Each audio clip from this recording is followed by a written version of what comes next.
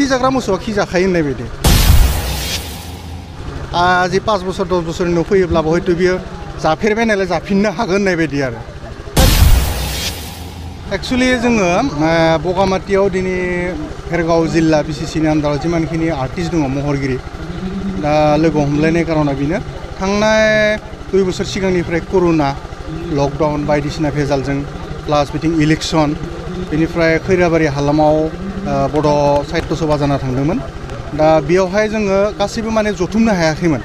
दा बेफोर जथुमनो हायै समस्यानि थाखाय दा जों एसे फ्रि जाबाय नालाय बोथोरफोरा जानायखाय दिनै माने गासैबो लोगो हमलायनानै सावरायलायनोसै बोरै दङ बोरै सोलिनो हामगोन फैबाय थानाय बोथोराव जों बोरै बोरै खामानि मावलांनो हागोन बिनि सोमोन्दै जों गासैखौबो जथुमनानै लिंथुमनानै एथु जायगा एसे थाजिम मोजां जायगा नालाय गोजोन माने गोजोननाय जायगा बायदि दा बे हिसाबै बगामातिखौनो जों लानाय जाबाय आरो दा बे बगामातियाव जों गासैबो फैदों सेन्ट्रेल बिसानि जों आफादगिरि जायगानिनो जाहैबाय बिथांखौ आलासि महरै लिंहरनानै जों दिनै दा नै आफादखौ मोजाङै सामलायगासिनो दङ गासै जोंनि भेरगाव जिल्लानि सिङाव थानाय जिमानखिनि महरगिरि दं माने दामग्रा मेथाइ खनग्रा प्लास प्रडिउसारानो जा सोरबा एक्टर सोरबा डाइरेक्टर गासैबो आरो गासै इभेन्टनिफ्रानो फैनानै दा मोजाङै सावरायगासिनो दं जोबोद मेहेर गोनां जादों दिनैनि मोनसे खोथा सारा बिटिआरआवनो बर'फोरनि गेजेराव जा महरगिरिफोर दङ बिथांमोना माखासे गाज्रि आखुथायजों गोबां सोंखारिलायनायखौ जों नुनो मोनदों बेनि सायाव नोंथांमोननि एस'सिएशना मा बेबस्था बेखौथ' जोंनि बर'फोरनि आर्टिस्टनि गेजेराव जाखिनि गाज्रि माबा नुथाय नुगासिनो दं बा सोलिगासिनो दङ बेखौथ' अलरेडि सेन्ट्रेल बिसाया डिसिसन लाखाबाय जोङो बेयाव गासैबो मोनथिगौ नुखाबाय आरो सेन्ट्रेल बिसाया जा डिसिसन लादों बे जोबोद मोजां डिसिसन लादों जों गासैबो बेखौ साबायखर बावदों माने गोजोननाय मोन्दों आरो फैबाय थानाय बोथोराव जाहाथे बेफोरबायदि जोंनि गेजेराव जानाङा जायाथों आरो सोरबा जुदि जानायनि लाइनाव दङब्ला एडभान्सै जों मोनथियोब्ला हयथ' जों बिथांमोननि सायाव जों निश्चय डिसिसन लागोन आरो इयुन जोलैखौ जाहाथे जों गाज्रि लामाथिं लांनो हाया दिन्थिनो हाया जाय बिथांमोना खालामबाय बा बेफोरबायदि आखु दिन्थिलांदों बिथांमोना जोबोद माने गाज्रि जादों माने समाजखौ माने मैला लामाथिं थांनायनि माने लांनायनि लांबोदोंमोन जायनि जाहोनाव जोंफोरखौबो जोंनि ओनसोलनि बा जायगानि सिनि मोननाय गासै मानसिफोरा माने गाज्रि नोजोरजों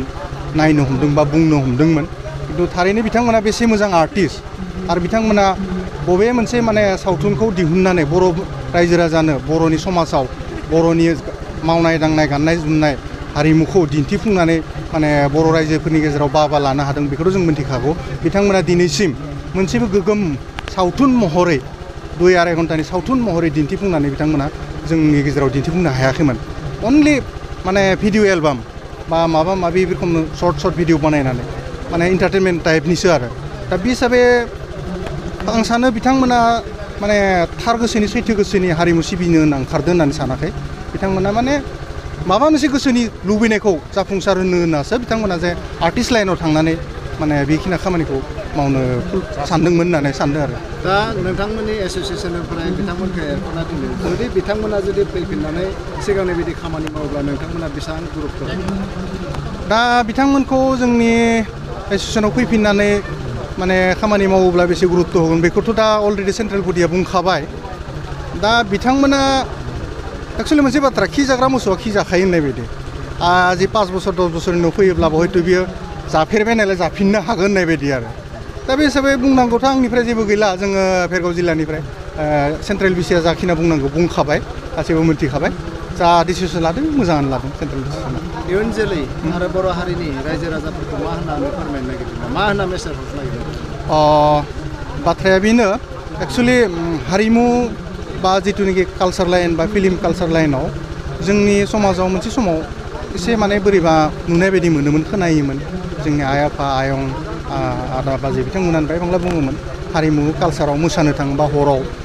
माने स्टेज प्रग्राम खालामनो थांनानै गोसोफोरा बोरैबा जायो सभाब चरित्रफोरा बोरैबा जायो खिन्थु दिनैनि बिथिङाव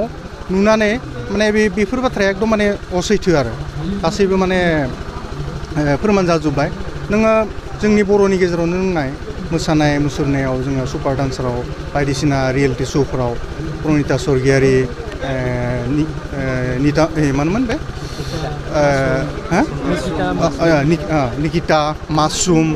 दा बेफोरबायदिया बेफोरबायदि प्रग्रामाव सेन्ट्रेल लेभेलनि प्रग्रामाव जाबायदिहाय माने साक्सेस जानानै फैनो हादों दा जोंनि गेजेरावबो गोबां दङ बेफोरबायदि दा बे हिसाबै आं जोंनि दा फैबाय थानाय इयुन जोलैखौ बुंनो नागिरदों नोंथाङा जेराव गोसो दं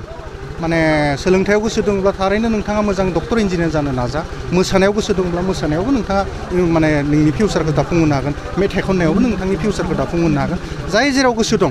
बेयावनो बे गोसोखौ साग्रिद खालामना हमथानानै मोजाङै माने खामानि मावलाङो माने निजेनि लाइफआ माने साक्सेस जागोन फिउचारा ब्राइट जागोन आं सानो आरो